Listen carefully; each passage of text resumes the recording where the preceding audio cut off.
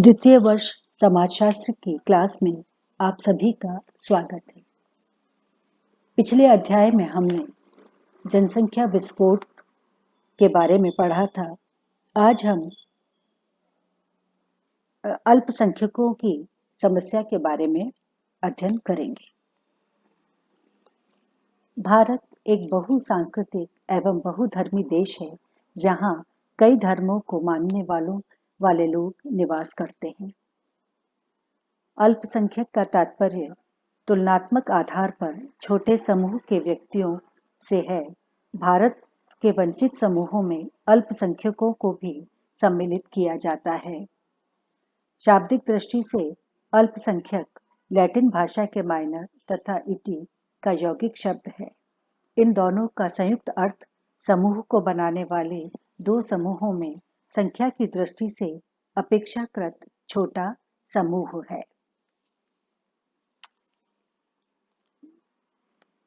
Encyclopedia Britannica के अनुसार अल्पसंख्यक ऐसे समूहों को कहते हैं जो समान रक्त, वंश, भाषा अथवा धार्मिक विश्वास के बंधनों से बंधे हुए हों अथवा किसी एक राजनीतिक समुदाय के बहुसंख्यक निवासियों से इन आधारों पर अपने को पृथक मानते हों।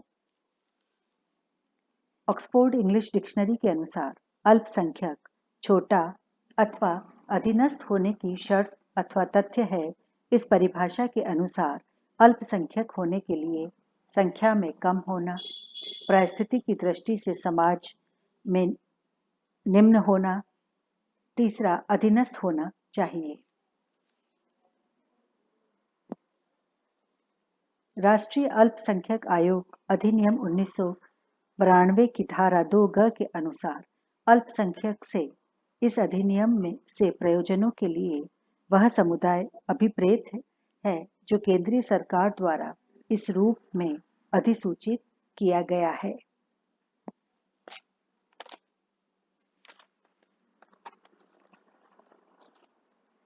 अब हम देखेंगे कि अल्पसंख्यकों की कौन कौन सी समस्याएं हैं और कौन कौन से धर्म अल्पसंख्यक में हैं, जैसे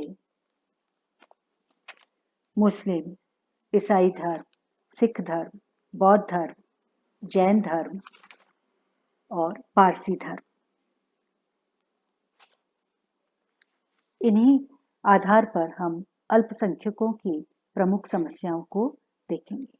भारत में अल्पसंख्यक समुदायों का अधिकांश भाग आज भी पिछड़ेपन की समस्या से ग्रस्त है। इसमें हम प्रमुख समस्याओं को ले सकते हैं।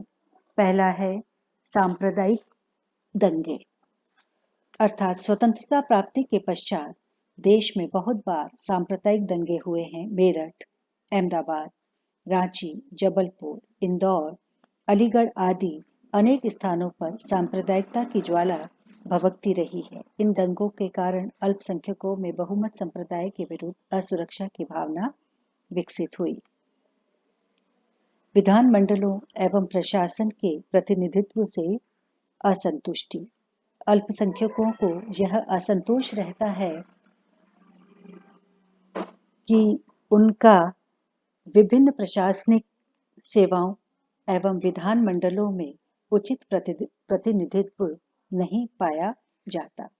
भाषा का प्रश्न, अल्पसंख्यक समुदाय के द्वारा कभी-कभी भाषा संबंधी समस्या को भी अनुभव किया जाता है। मुसलमानों ने समय-समय पर उत्तर प्रदेश, मध्य प्रदेश और बिहार में उर्दू को राजभाषा का दर्जा दिलाने की मांग की है। कुछ राजनीतिक दलों ने यह भी प्रचारित करने का प्रयास किया कि उर्दू केवल अल्पसंख्यक अर्थात मुसलमानों की भाषा है। अल्पसंख्यकों के लिए अनेक संवैधानिक प्रावधान हैं ताकि अल्पसंख्यकों की समस्याओं को दूर किया जा सके। भारत एक धर्मनिरपेक्ष राष्ट्र है, अतः सभी धर्मों के मतावलंबियों को संविधान में समान अधिकार प्रदान किए गए हैं। अल्पसंख्यकों की रक्षा के लिए कई सुरक्षा उपायों को अपनाया गया है। इन अधिकारों में से कुछ अल्पसंख्यकों सहित सभी नागरिकों के लिए हैं।